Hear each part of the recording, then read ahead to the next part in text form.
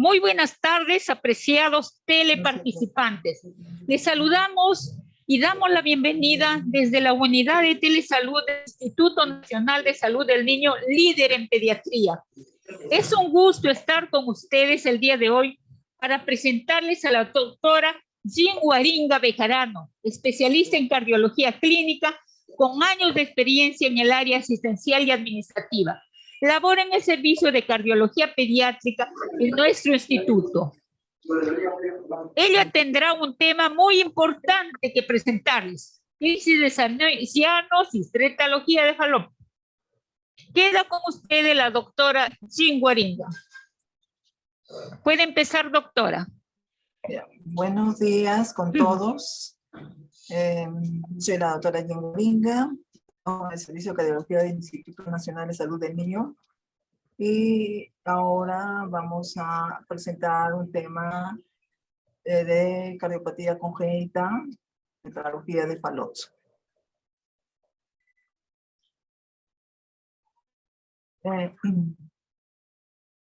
La tetralogía de Fallot ha sido una cardiopatía que siempre ha existido toda la vida. En los tiempos antiguos ha sido descrita por diferentes médicos, comenzando el año 1673, que lo ha descrito el doctor Nicolás Steno. Luego siguió en el año 1771 con el doctor Eduardo Sandiford, que reportó otro nuevo caso. Y en el año 1888, Etienne Louis Arthur Fallot publicó un trabajo que se tituló Contribución de la anatomía patológica en la enfermedad SUB, cianosis cardíaca. Debido a este doctor Fallot, la cardiopatía lleva su nombre, ¿no? Tetralogía de Fallot. En cuanto a la evolución de esta cardiopatía, generalmente toda cardiopatía tiene que tener una corrección quirúrgica. En esos tiempos, en el año 1945, la doctora Helen Taussig, que era una cardióloga pediatra, ideó una técnica para mejorar la desaturación de estos pacientes cianóticos. Y lo comentó con el doctor Alfred Blalock. Después comentaremos sobre esta técnica, pero le estoy reportando un poco de historia. En 1948 ya se avanzó con respecto a las técnicas quirúrgicas y se realizó la cirugía correctora. En esos tiempos hubieron varios cirujanos, el doctor Celos y Brock, Lillehy y Kirkland. Pero una cirugía de este tipo, de gran complejidad, no se puede realizar así nomás por el cirujano. Tiene que haber ayudantes, coadyuvantes, y formar un equipo completo. Y entre esos partes del equipo se encuentra el doctor André Purnand, que realizó los cateterismos cardíacos. Y también Dickinson y Werner, que se encargaron de la circulación extracorpórea para poder realizar la cirugía cardíaca. En cuanto a la embriología de la tetralogía de Fallot, consiste esta patología en un desplazamiento anterior del tabique conal con deterioro de la región infundibulada del ventrículo derecho y de diámetro de la tronco pulmonar. Esto como consecuencia lleva a un estrechamiento de la región eferente del ventrículo derecho.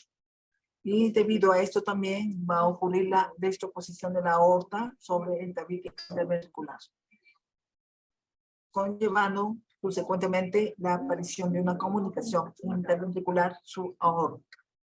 Y consecuentemente de todas estas anomalías, la hipertrofia del ventrículo derecho.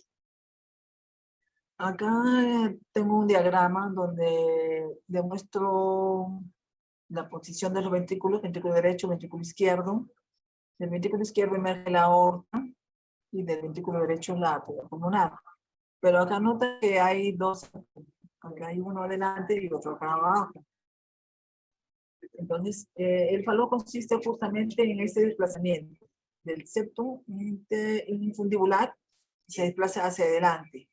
En lugar de estar alineado con el septum interventricular de base, se desplaza hacia adelante, obstruyendo la vía de salida del ventrículo derecho, ocasionando una estenosis y consecuentemente una disminución del calibre de la arteria pulmonar y sus ramas pulmonares. Al ocurrir este desplazamiento anterior, la aorta también se va hacia adelante. Entonces, el calibre de la aorta va a aumentar y el calibre de la arteria pulmonar va a disminuir. Acá vemos otro caso parecido, donde vemos también el desplazamiento anterior del septo infundibular. Aquí también, mientras más adelante sea el desplazamiento, más severa va a ser la sintomatología de los pacientes. Aquí, por ejemplo, vemos que se ha desplazado tanto que ha obstruido la vía de salida de la arteria pulmonar, del ventrículo derecho. Acá ya no vemos comunicación del ventrículo derecho con la arteria pulmonar. En cuanto a la definición clásica, como su nombre lo dice, tetralogía de Fallot. Tetralogía quiere decir 4 anomalías que caracterizan a esta patología. La primera es la estenosis pulmonar. Seguida, comunicación interventricular, acabamiento de la aorta y la hipertrofia del ventrículo derecho. Según el anatomista Bram Prach, lo fundamental en esta cardiopatía, la parte importante de esta cardiopatía es la hipoplasia infundibular. O sea, toda la consecuencia va de estas anomalías, parte de esto. Acá tengo un esquema de la tetralogía de Fallot. Acá vemos el corazón con su vena innominada, vena cava superior y vena cava inferior, llegando a la aurícula derecha. Y aquí la válvula tricúspide, la sangre pasa de la aurícula derecha al ventrículo derecho. Aquí en el otro lado vemos a la aurícula izquierda con sus venas pulmonares y la válvula mitral y el ventrículo izquierdo. Entonces, acá apreciamos que hay una comunicación, una falta un defecto a nivel del septum interventricular, donde hay comunicación entre los ventrículos, o sea, una comunicación interventricular. En esta parte observamos la vía de salida del ventrículo derecho.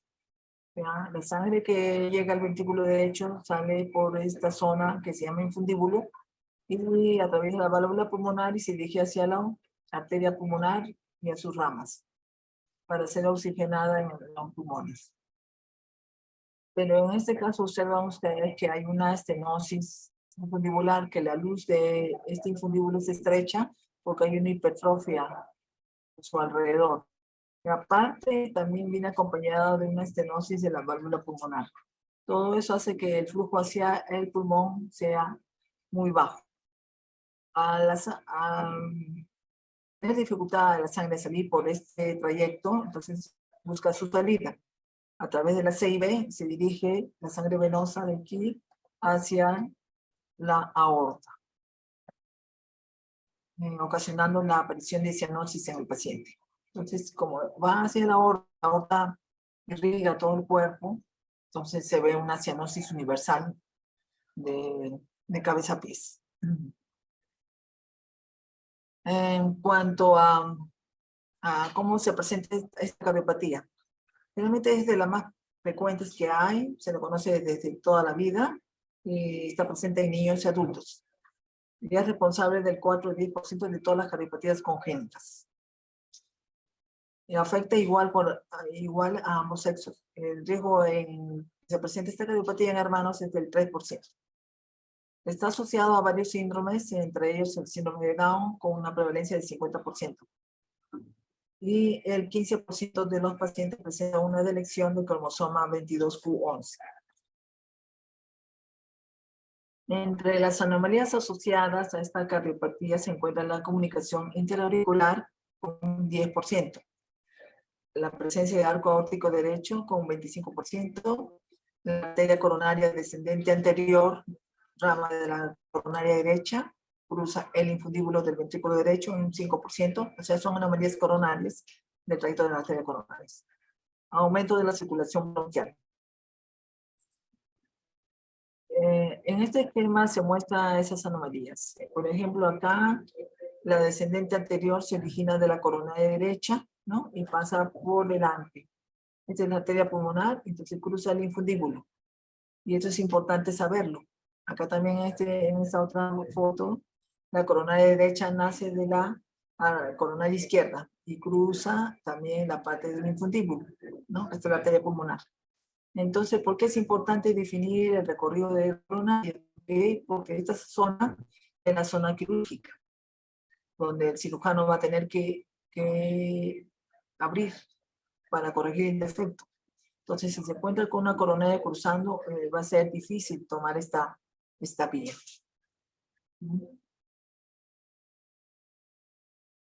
En cuanto a otras anomalías asociadas, se encuentra la arteria circular izquierda aberrante, el canal retroventricular común, la destrocardia, la vena cava superior izquierda persistente, cortriatriatum, agenesia de las inmunidades pulmonares, estenosis mitral y otras muchas más. En cuanto a la fisiopatología, acá en este diagrama vemos cómo va circulando la sangre a través del corazón. Va de la aurícula derecha hacia el ventrículo derecho, pasando por la arteria pulmonar. Pero aquí esta zona es el septum infundibular, ¿se acuerdan? Septum interventricular y el septum infundibular desplazado hacia adelante, ocasionando un estrechamiento en la vía de salida del ventrículo derecho. Y parte de la sangre del ventrículo derecho sale por la comunicación interventricular que está debajo de la válvula aórtica para unirse con la sangre proveniente del ventrículo izquierdo y juntas irse por la aorta, ocasionando una coloración cianótica. En cuanto a los estadios, el Fallot. Estos son estadios clínicos que a veces sirven para valorar en qué situación se encuentra el paciente con tetralogía de Fallot. Los parámetros son estos: la cianosis, insuficiencia cardíaca, si hay crisis tóxica, el cortocircuito, el tamaño de la CIB, si hay estenosis fundibular, qué grado, el soplo si existe, y el grado de saturación y el hematocrito. Entonces, se ha catalogado entre estadio 1, 2, 3 y 4. En el estadio 1 es el precianótico. Precianótico se le dice porque todavía no hay cianosis. Acá dice cianosis no hay. Insuficiencia cardíaca sí. Crisis hipóxica no. Cortocircuito va de izquierda a derecha, como si fuera una simple CIB. Comunicación interventricular en todo caso es grande. Se dice que en esta patología la comunicación interventricular es del tamaño del diámetro de la aorta. Estenosis fundibular. En este estadio precianótico la estenosis es leve. El soplo es como de CIB con lo sistólico y la saturación de oxígeno es mayor de 90%. En cuanto a la etapa transicional, la cianosis ocurre al esfuerzo, o sea, al caminar, ¿no? Y el reposo generalmente está de coloración normal. Insuficiencia cardíaca ya no hay. Crisis hipóxica puede aparecer cuando aparece el espasmo del infundíbulo. Cortocircuito puede ser bidireccional, de derecha a izquierda o de izquierda a derecha. De derecha a izquierda cuando hace el esfuerzo físico, o de izquierda a derecha cuando está en reposo. La comunicación interventricular sigue siendo grande. La estenosis infundibular es moderada. Ya va avanzando. Vean ustedes cómo de leve va aumentando. Nada es estático en el desarrollo de la cardiopatía. En cuanto al soplo, ya desaparece el soplo sistólico de CIB y aparece el soplo sistólico inyectivo propio de la estenosis pulmonar. La saturación comienza a bajar de 80 a 90. En el estadio cianótico, ya eso quiere decir que la cianosis se hace de forma permanente. Tanto el esfuerzo en reposo, el niño ya está con cianosis. Insuficiencia cardíaca no hay. Crisis hipóxica sí hay por presencia de espasmo infundibular. El cortocircuito es definitivamente de izquierda. La comunicación interventricular es grande, la estenosis infundibular se hace más severa y el soplo también. La saturación comienza a disminuir de 70 a 80%. En cuanto al ECMO, la cianosis es más marcada. No hay insuficiencia cardíaca, crisis hipóxica sí.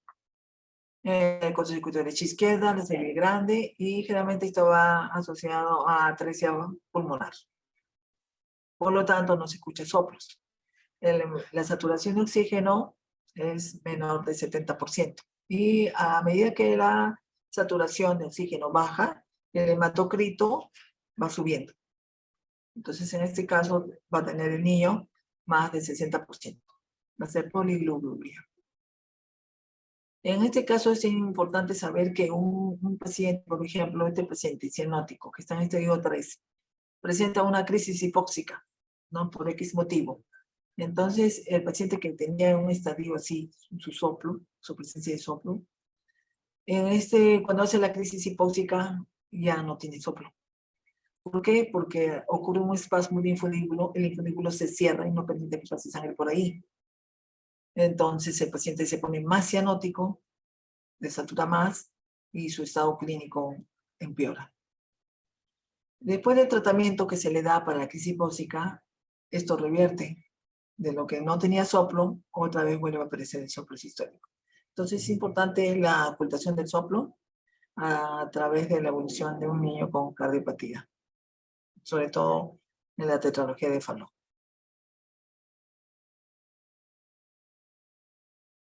Que no avanza.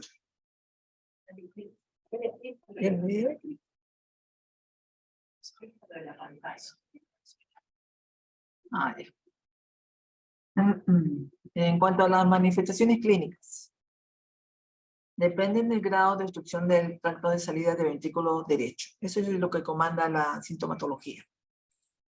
Cianosis progresiva, ya hemos visto de acuerdo a los estadios evolutivos del Fallot, va de menos a más. Crisis hipóxica ocurre más en lactantes. La tolerancia al esfuerzo está disminuida. A veces las mamás refieren que su hijo solamente camina una cuadra, incluso en los casos más severos camina 5 pasos nada más, y ya no puede avanzar más y adopta la posición en cuclillas, ¿no? Para mejorar su estado.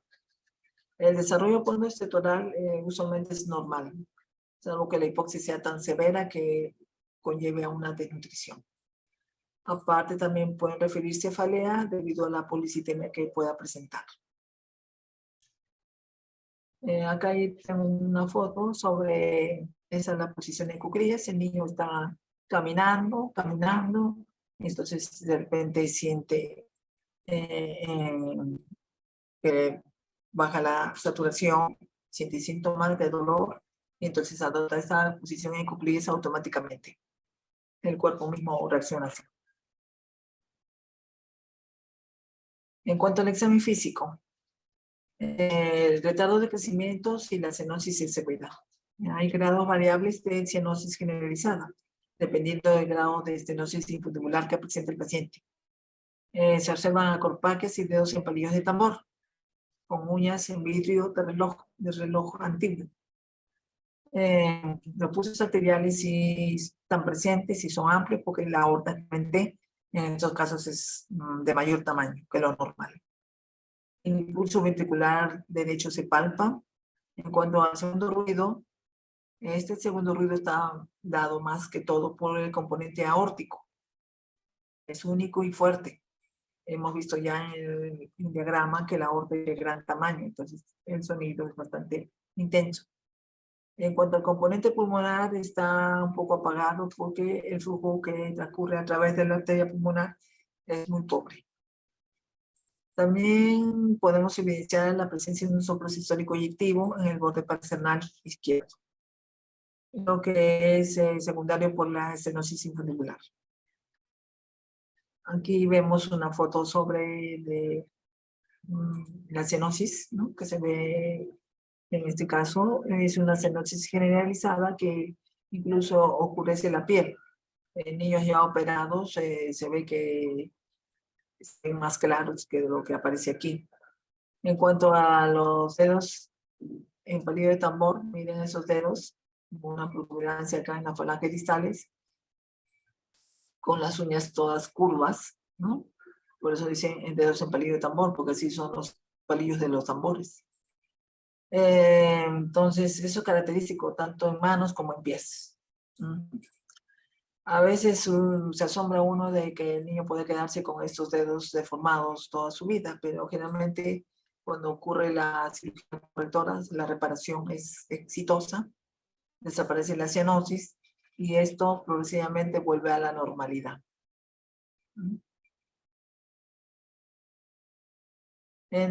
En cuanto a las complicaciones de esta patología, se ha descrito que ocurre trombosis cerebral debido a la policitemia que presentan estos casos. Y sabemos que la circulación cerebral a nivel cerebral es lenta, más sumada a la policitemia, entonces hace proclive a que se presenten esto trombosis cerebral. Aparte, también hemos observado presencia de abscesos cerebrales, en algunos casos de niños con tetralogía de Fallot o otras cardiopatías cianóticas con cortocircuitos han tenido que ser operados de esto. Otra complicación que es común a cualquier cardiopatía, la endocardititis infecciosa, y por la hipoxemia que maneja este paciente también está asociada a los trastornos de la coagulación. ¿Qué hacemos cuando sospechamos de un niño con una cardiopatía cianótica? Aparte del examen clínico que es altamente indicativo de que sea así.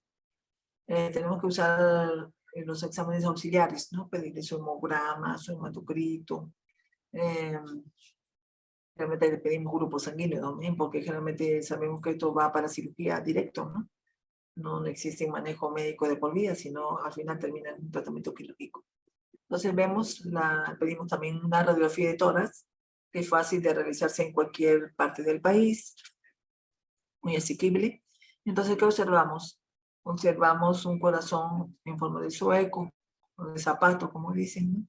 Con la punta levantada. Aquí está la punta del corazón. Hay una escotadura a nivel del arco de la pulmonar, porque acá hay una hipertrofia del linfundíbulo que lleva a esta parte hacia adentro, y acá la aorta, la sombra de la aorta que es grande. Esto corresponde a la aurícula derecha. Entonces, cavidades derechas tan crecidas en estos casos. Con respecto a la musculatura pulmonar, se observa que está bastante disminuida a nivel de los campos pulmonares. En cuanto a la placa lateral que vemos aquí, vemos también la parte del ventrículo derecho que está crecido. Es decir, el esternón, y detrás del esternón se encuentra el ventrículo derecho. Y vemos que también está grande. Otro examen que solicitamos es el electrocardiograma. El electrocardiograma nos va a mostrar un eje dedicado a la derecha. Vemos que acá el complejo QRS está negativo en D1, bien negativo. Y acá en B1 vemos unas R altas. Y en B6 vemos persistencia de las S. Todo esto, las R altas con la persistencia de las S en B6, que ya no debe existir, da el signo de una hipertrofia del ventrículo derecho. Con respecto a las R's no va a variar el tamaño de acuerdo al tamaño del ventrículo izquierdo.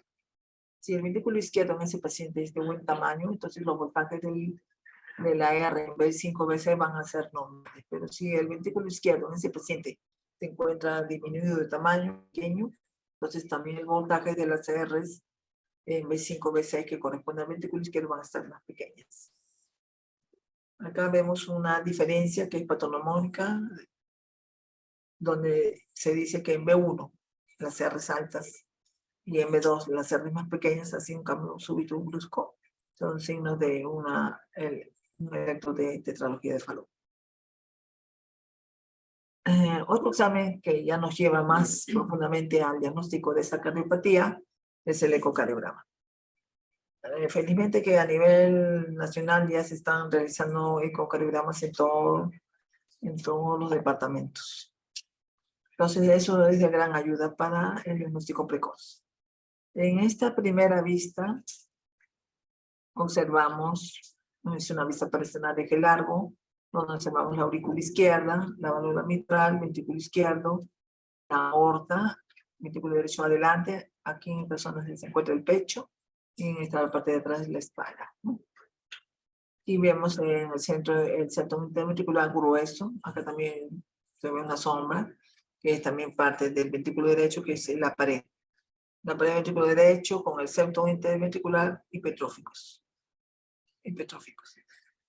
Pero ¿qué observan ustedes? Que generalmente el septum interventricular está alineado con la pared anterior de la aorta, normalmente. Pero en este caso vemos que la pared anterior de la aorta está desplazada hacia adelante. Y el septum se ha quedado aquí. Entonces, al desplazarse la aorta hacia adelante, se ha vuelto más grande, más grande. Y ha ocasionado que hay una interrupción aquí, o sea, un defecto. Esto es la comunicación interventricular. Entonces, esto, por ejemplo, aquí.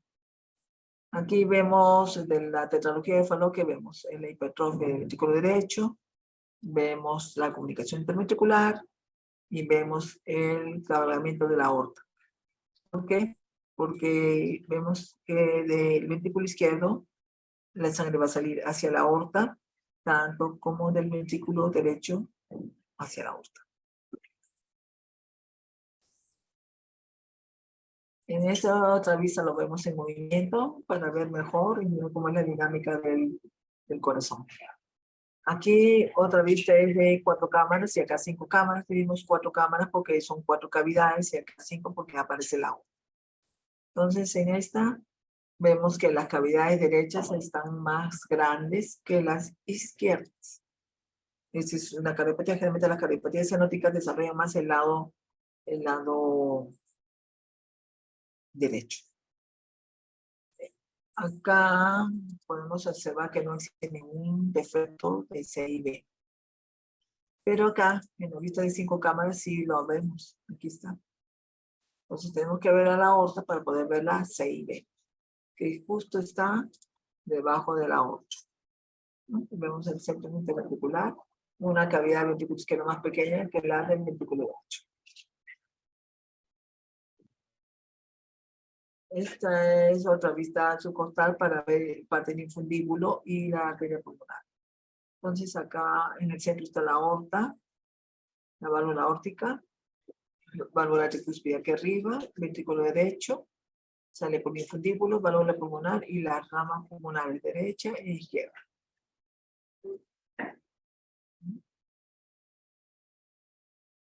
Aquí vemos el infundíbulo, pero vemos una obstrucción a este nivel que corresponde al infundíbulo. Y acá arriba la válvula pulmonar.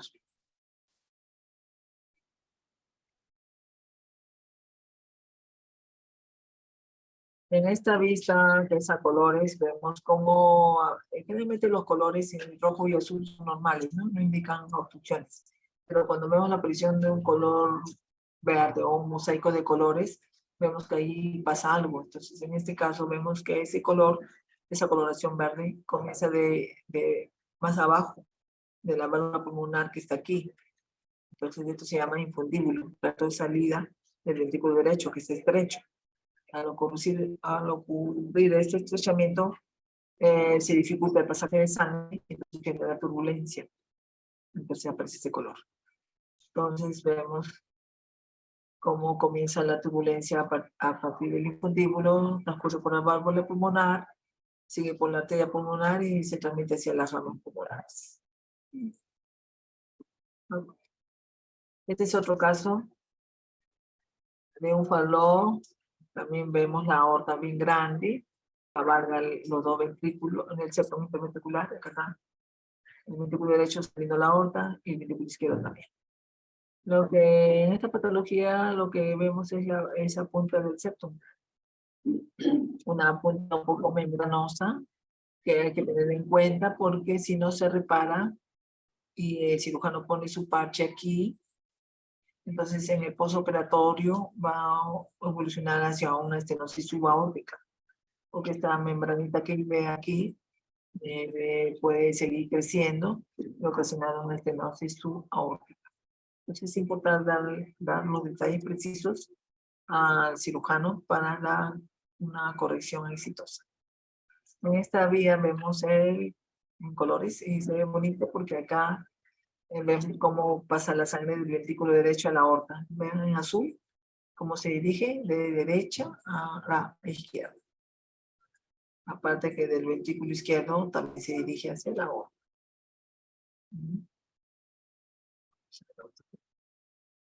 Otro caso donde se ve muy bien, este es el eje corto, y acá ven que hay un defecto de continuidad, aquí, en esta zona. Realmente la aorta se muestra como un círculo interno, pero aquí en esta zona vamos a observar un defecto grande, ¿no? Que es la comunicación interventricular, después viene la vía de salida del ventrículo derecho y la arteria pulmonar. ¿Ven? Aquí está, el 6B, enorme, septum infundibular y la vía de salida, ¿no? Que es el infundíbulo 3. Después sigue la válvula pulmonar, el bronco y la rama pulmonar. ¿Ven? Tronco y la arteria pulmonar derecha e izquierda. En ese otro video también se ve lo mismo, pero vemos como hemodinámicamente, ¿no? Vemos que el cortocircuito se ve azul y rojo aquí. ¿Por qué? Porque la sangre en este caso va en forma bidireccional, tanto de derecha a izquierda como de izquierda a derecha. Y también la vía de salida del ventrículo derecho o infundíbulo, la arteria pulmonar y sus ramas pulmonares. Estas anomalías también se asocian con ramas pulmonares no confluentes. Generalmente las ramas pulmonares se unifican, ¿no? Aquí. Pero hay casos en que cada rama está por su lado, ¿no? Y eso también es bueno precisarlo antes de la cirugía. Otro casito más de la aorta, septum interventricular, ventrículo izquierdo, ventrículo derecho, y la aorta recibiendo sangre de ambos ventrículos. En colores, igualito vemos como la sangre viene en azul del ventrículo derecho y del izquierdo hacia la aorta.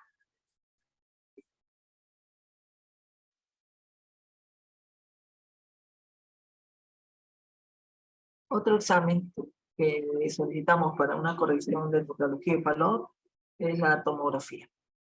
Entonces, en esta tomografía es un examen más detallado, más bonito, donde podemos precisar también los vasos periféricos. En este caso vemos que aquí adelante está el pecho, que vemos el esternón y acá atrás está la columna vertebral. Entonces, el corazón, acá vemos el ventrículo derecho, vean cómo está relacionado con el esternón, y el ventrículo izquierdo está posterior. Vemos una gran aurícula derecha, acá la aurícula izquierda más pequeña. En esta otra vista, que es otro corte, nos sirve para ver la arteria pulmonar y sus ramas. Aquí vemos la aorta de gran calibre, comparado con la pulmonar es más pequeña que la aorta. Las ramas pulmonares están confluentes porque están unidas aquí, y acá vemos un estrechamiento. Es una estenosis valvular pulmonar. Otra vista, en que vemos acá delante del pecho, atrás la espalda, la columna vertebral, y ya saben que la aorta va siempre cerca a la columna vertebral.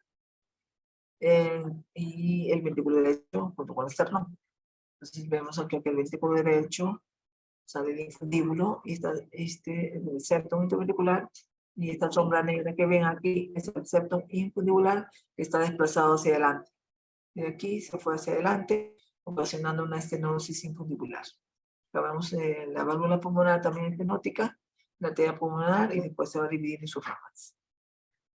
Por aquí está la CIB, ¿no? A ocurrir una disrupción entre estas dos partes del septum interventricular, definitivamente ocurre una comunicación interventricular y se comunica aquí con la aorta. Otra vista, también mostrando una estenosis aquí, pero sí con ramas confluentes. Esta es otra forma de ver la tomografía. Vemos la aorta de gran tamaño, qué gruesa, miren ustedes, los bajos del cuello. Después su aorta descendente. Esto es una vista por la espalda. Y vemos aquí las ramas pulmonares, que son de buen calibre. Generalmente es importante para la cirugía saber el diámetro y que estas ramas sean de buen tamaño o tamaño normal para que la cirugía sea correctora y exitosa. En esta otra vista, lo que, aparte de las ramas que se ven aquí, lo que observan es la presencia de estas arterias curvas, largas y curvas. Esas son las arterias colaterales. Generalmente estas arterias se forman de la aorta, nacen de la aorta y se dirigen hacia los cilios pulmonares, o sea, las ramas pulmonares. ¿Qué objetivo tienen estas? Es llevar más flujo a las arterias pulmonares para que se oxigene. El organismo siente que falta flujo a nivel pulmonar y comienza a desarrollar estas arterias. Hace años tuvimos un caso de un neonato que vino por una insuficiencia cardíaca terrible, con una gran cardiomalacia. Todos pensamos que era una CIB grande, ¿no? Pero al final el paciente falleció y cuando se le hizo una necropsia era un falop. Era un falop, pero que tenía bastantes de esas colaterales. Tenían como más de 6 colaterales así, largas y gruesas. Y estas colaterales le daban tanto flujo al pulmón que le ocasionó una insuficiencia cardíaca. Esto es importante, esta es una clave importante que se reporta al cirujano y el cirujano pide también. Entonces, ¿qué es esto? Esto, en el estudio tomográfico que hemos visto, lo que tiene que medir son las ramas pulmonares, estas son las ramas, el diámetro de las ramas pulmonares y también el diámetro de la aorta descendente a nivel del diafragma. Este es el diafragma. Entonces, ¿cuánto mide? Si más son mayores que el diámetro de la aorta, entonces está apto para una cirugía correctora. Pero si son menores, entonces iría a una cirugía paliativa. El cateterismo generalmente ya no se usa tanto para el diagnóstico de estas cardiopatías, porque ha sido desplazado grandemente por la tomografía. Pero en algunos casos especiales se puede usar. Generalmente ahora está orientado más que todo al tratamiento terapéutico, ¿no? Cateterismo intervencionista. Generalmente ya se está enfocando a problemas de las ramas pulmonares y estenosis para dilatarlas, ¿no? Hacer una angioplastia o colocación de un stent dentro de las ramas pulmonares a nivel de la obstrucción, ¿no? Por ejemplo aquí, ¿no? Entonces ahí colocan un stent, entonces para aumentar el calibre de esta arteria. En cuanto ya sabemos que estas cardiopatías, generalmente todas las cardiopatías congénitas, la mayoría terminan en cirugía. Incluso hicieron una película sobre los pioneros de esta patología, ¿no? De esta cirugía. Este es el doctor Vivian, que acá está, para que le voy a presentar. Primero vamos a hablar sobre la tetralogía de Fallot, tratamiento quirúrgico paliativo. Cuando el paciente está muy grave, le satura mucho y tiene metalitos altos y una mala anatomía, con ramas pulmonares pequeñas, entonces se procede primero en una primera etapa a una cirugía paliativa. La primera cirugía es el blerotaxia clásico. Esa fue la primera que se hizo a nivel mundial, en la anastomosis entre la arteria subclavia y la arteria pulmonar ipsilateral, o sea, la arteria nativa del paciente. Como esto ocasionaba que el miembro, como es una anastomosis término lateral, se cortaba la irrigación del brazo correspondiente a la subclavia, por ejemplo, a la subclavia derecha. Entonces ese miembro, el superior derecho, desarrollaba poco. En conclusión, el brazo derecho era más corto que el brazo izquierdo. Para evitar esos problemas, modificaron esa técnica. Entonces hicieron un blerotaxia modificado, que es lo mismo, anastomosis entre la arteria subclavia y la arteria pulmonar del mismo lado, pero con interposición de un injerto. que se llama Goretex. Es un tubito artificial que conectan ambas arterias. Entonces aquí vemos la foto primera, la clásica, que sale la subclavia, la seccionan, acá está la continuación de la subclavia, miren, la seccionaron totalmente, este brazo se quedó sin subclavia, y la anastomosaron término lateral con la arteria pulmonar del mismo lado, ¿no? Si es derecha, subclavia derecha con arteria pulmonar derecha, y si subclavia izquierda con arteria pulmonar izquierda. Eso fue el clásico. Esa fue una idea de la doctora Angelina Tausi, que era una cardióloga pediatra. Ella pensó, si a este paciente le falta flujo a nivel pulmonar, ¿por qué no hacemos un ductus? El ductus lleva sangre de la aorta a la arteria pulmonar, ¿no? Entonces creamos un ductus. Entonces, diseñaron esta técnica. Como había esos problemas del pobre desarrollo del miembro correspondiente, entonces inventaron el Octausti modificado. Aquí vemos la subclavia derecha, la rama pulmonar derecha, pero ya no la seccionaron a la subclavia. La subclavia sigue su camino normalmente, pero interpusieron un injerto para que llegue el flujo de la subclavia hacia la rama pulmonar derecha. De este modo, mejorando el flujo a nivel pulmonar y disminuyendo la desaturación. En cuanto al tratamiento quirúrgico definitivo, es la cirugía correctora. Esta, como es una cirugía de gran envergadura, se realiza bajo circulación extracorpórea e hipotermia profunda. Generalmente 25 grados centígrados. El cierre, bueno, ¿en qué consiste esta cirugía? Cerrar la comunicación interarticular con un parche. Hay diferentes materiales de parche. Después ampliar el canto de salida del ventrículo derecho con resección del tejido infundibular y colocación de parche. Hemos visto que la hipertrofia que hay alrededor del infundíbulo, entonces eso lo resecan y aparte amplían y colocan un parche encima para que desaparezca la obstrucción a ese nivel. Aquí vemos una técnica como abren el corazón, acá vemos la válvula aórtica, la CIB, y acá ya reparado con su parche. ¿Okay? La aorta, la pulmonar, vean, y acá al fondo está la CIB, pero ya tiene su parche puesto.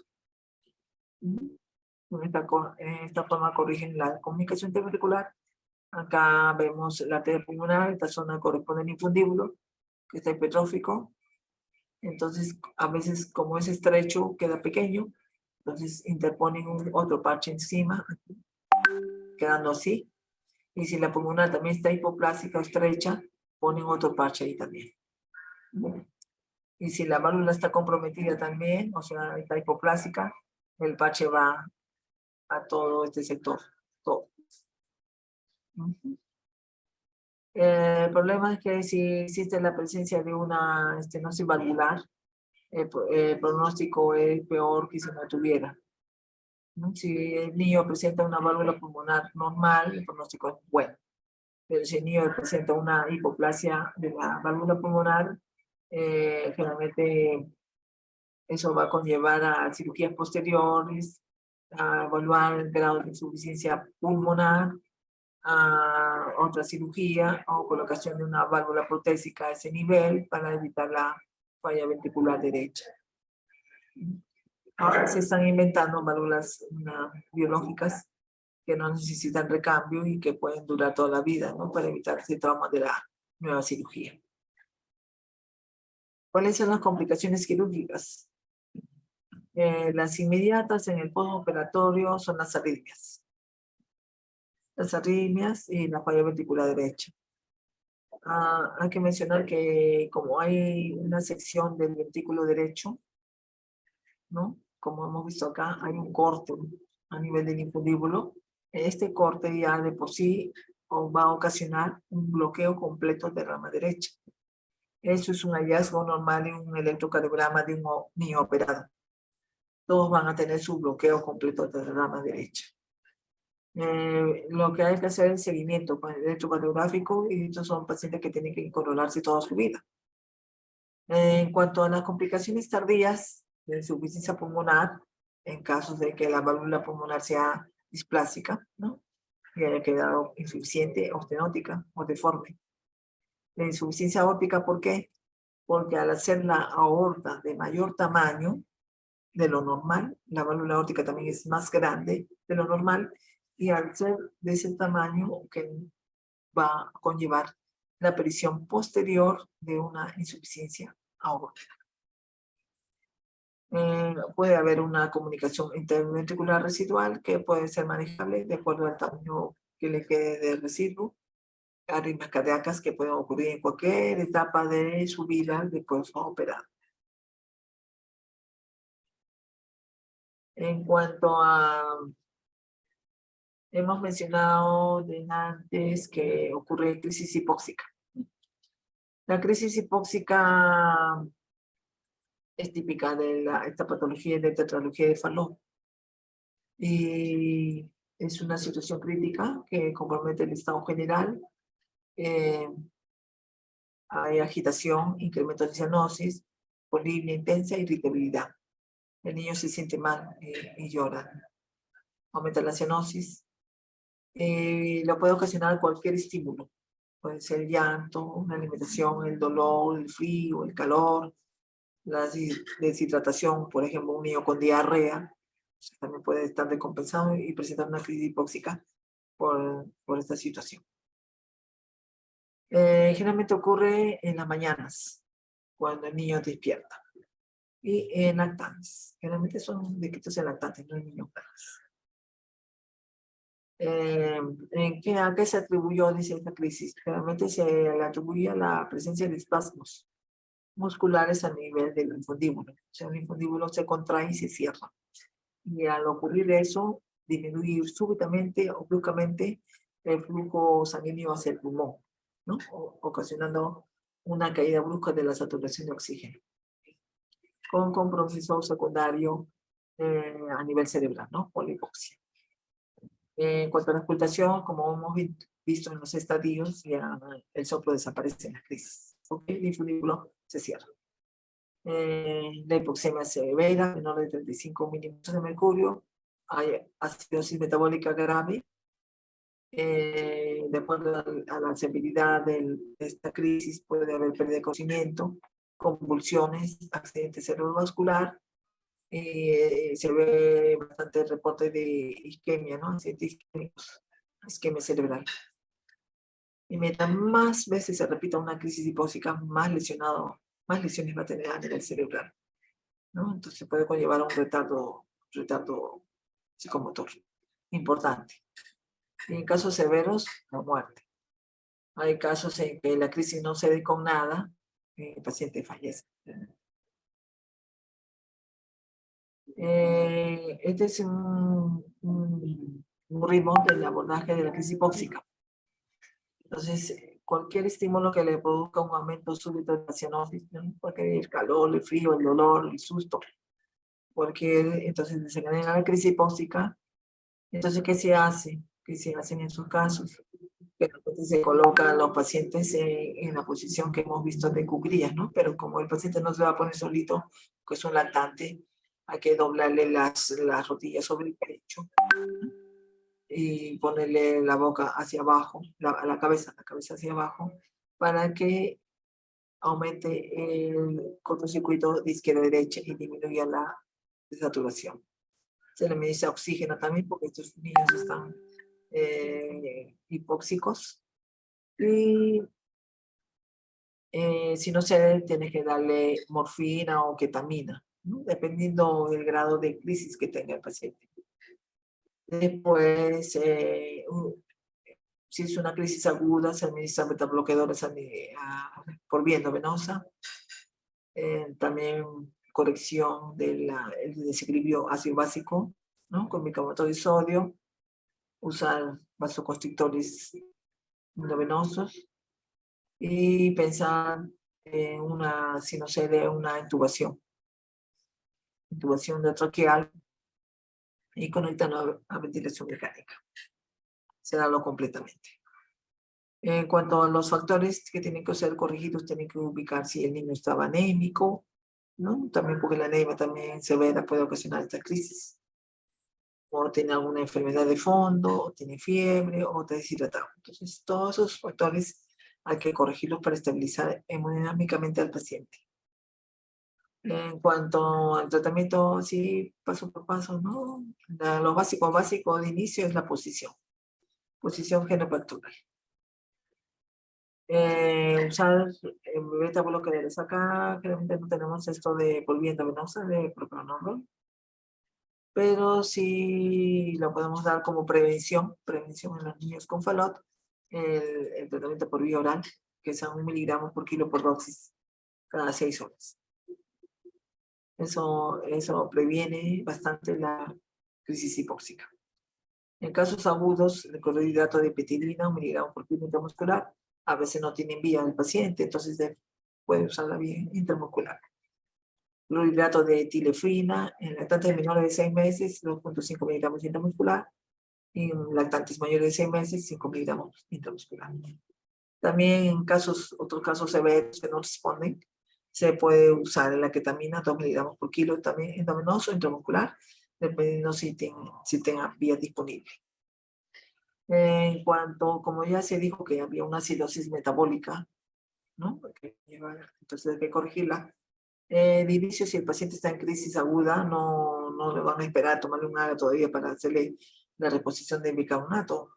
Apenas tenga crisis y vean que su estado es crítico, inmediatamente le tienen que aplicar 1 o 2 medicamentos por kilo por dosis endovenoso. Se le pasa en el mismo momento. Ya después de que la crisis hipóxica ha sido resuelta, entonces ya se puede pedir un AGA y hacerle la corrección respectiva, ¿no? Con una fórmula. Bueno, el oxígeno también que hay que darle, porque de todas maneras hay un compromiso respiratorio, del patrón respiratorio. Evitar agentes sinotrópicos positivos, está contraindicado el uso de digoxina, del isoproterenol y de la epinefrina. Hay que corregir la anemia. En estos casos, como los niños tienen baja saturación de oxígeno, tienen que tener un buen nivel de hemoglobina. Infusión de glucosa para evitar la hipoglicemia. Y tratar los factores desencadenantes, que puede tener fiebre, deshidratación, infecciones o etc. En cuanto al tratamiento de la positemia, hemos dicho que en los casos de FALOT extremos o severos, ¿ya? Generalmente el paciente comienza a subir su hematocrito. A medida que baja su saturación de oxígeno, el hematocrito comienza a subir. Entonces, generalmente se indica el tratamiento de la positemia si el hematocrito es mayor de 65%. La sangre extraída debe ser repuesta con suero fisiológico, plasma o albúmina. Esta es la fórmula para hacer el cálculo de cuánta sangre deben sacar al paciente. Y el paciente en este caso debe ser monitorizado rigurosamente. Y como es un paciente bastante crítico, si el volumen resultante sale alto, vamos a tener que hacer la sangría en forma paulatina. Pues hemos tenido casos en que tuvimos que hacer la sangría en una semana, ¿no? Poca cantidad de sangre cada día hasta completar lo que debería ser y controlando siempre el nivel de hematocrito. Generalmente esto es una medida temporal, ¿no? Porque el paciente de fondo, si no se le corrige, va a seguir haciendo la positemia. Entonces ya saben que el estímulo de la positemia es la desaturación. Si el niño sigue desaturando, indudablemente va a volver a subir su hematocrito. Entonces, este tratamiento de la positemia se hace generalmente previo a una cirugía, ¿no? Para que estén en mejores condiciones. De nada vale que le hagamos y después a la semana otra vez esté subiendo mientras no lo operen, ¿no? Entonces va a seguir subiendo otra vez el hematocrito. Bueno, eso es un resumen de esta cardiopatía que es bastante frecuente en los niños y que es bueno diagnosticarlas a tiempo. ¿Por qué? Porque hay opción de cirugía, ¿no? Hay opción de cirugías, incluso últimamente se están haciendo las cirugías en la etapa de lactantes, no esperar tan grandes, ¿no? Para que no ocurra tanto desplazamiento del sistema inmunológico y tampoco tanta desaturación que afecte su cerebro, ¿no? Con la hipoxia. Nosotros hemos tenido hace años, muchos años, un paciente con tetralogía de Fallot que fue operado aquí en el instituto a los 12 años de edad, hace muchos años. Entonces ese paciente desapareció y apareció un día ya con 42 años. Apareció con 42 años de edad, cianótico completamente, que no podía dar más que 5 pasos. Como era asegurado el paciente en salud, fue al seguro. Entonces allá los médicos dijeron que ya era muy evolucionado, era un Fallot ya de 42 años, ya no había nada que hacer y que así nomás iba a quedar.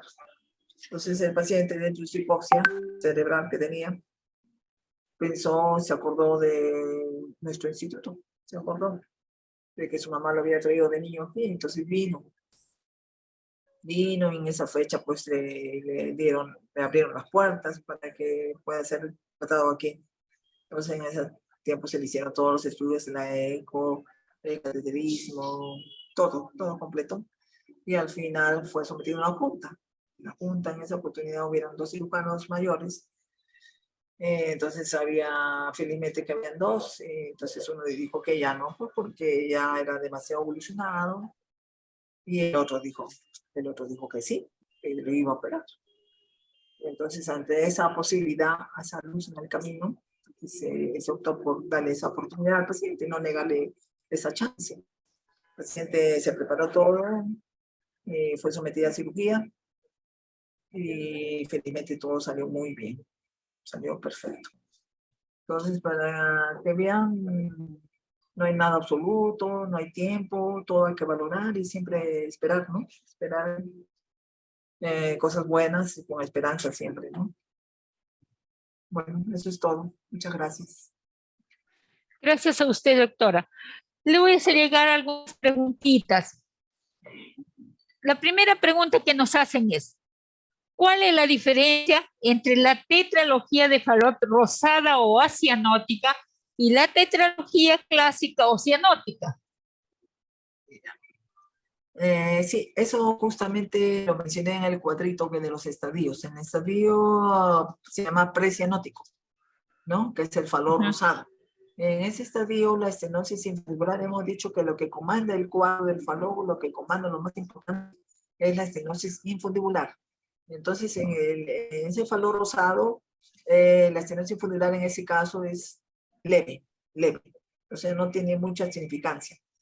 Y como hemos visto que en toda la patología de Fallot, en todos los estadios, la comunicación interventricular es grande, ¿no? Es grande. Entonces, en ese estadio se va a comportar como si el niño sea portador de una comunicación interventricular y va a presentar signos de insuficiencia cardíaca. Igual, lactancia entrecortada, baja de peso, sudoración, y el niño va a tener una coloración rosada, coloración normal. Entonces, es eso.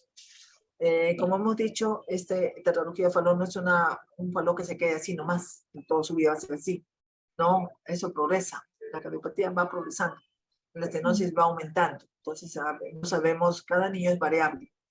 Unos niños desarrollan cianosis precoz, otros niños tardía, recién al año de edad o a los 2 años recién se ponen más morados. Entonces, cuando comienzan a caminar ya se nota mejor, ¿no? Mejor cuando hacen el esfuerzo físico, aparecen cianosis. La mamá dice, mi hijito cuando duerme está tranquilo, no está rosadito, pero cuando llora o camina, se pone morado. Entonces, esa es la etapa transicional, ¿no? En que el reposo está de color normal, pero al esfuerzo ya presentaciones. Bien, doctora. En general, ¿cuál es el pronóstico de vida después de una corrección quirúrgica de tetralogía de Fallot? En general, es bueno, es bueno.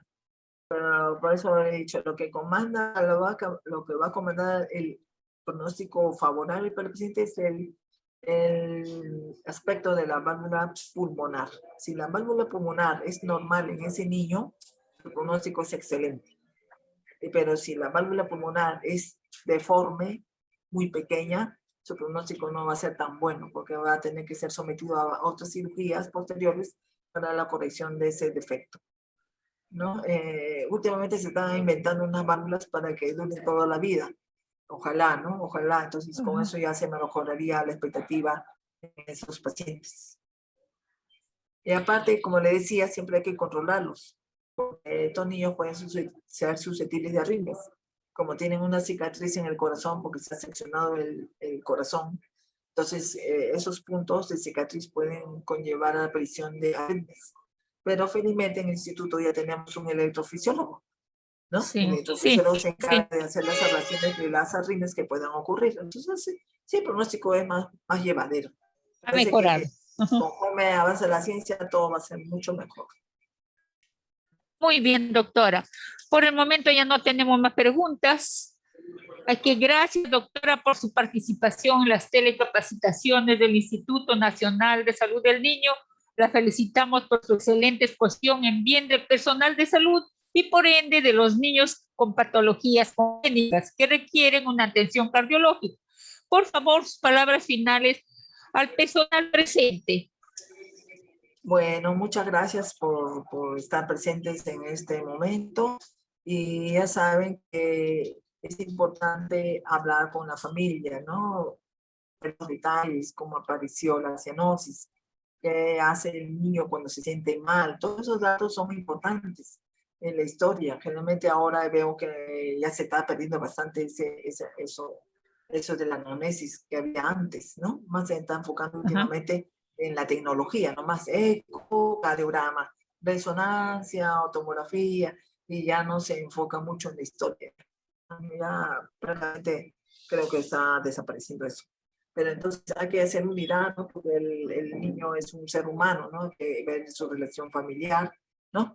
Su modo, su hábito, sus hábitos y también su hábitat, ¿no? Donde vive, ¿no? Y reforzar también, como en todo niño, ya sea normal o con cardiopatía, la alimentación.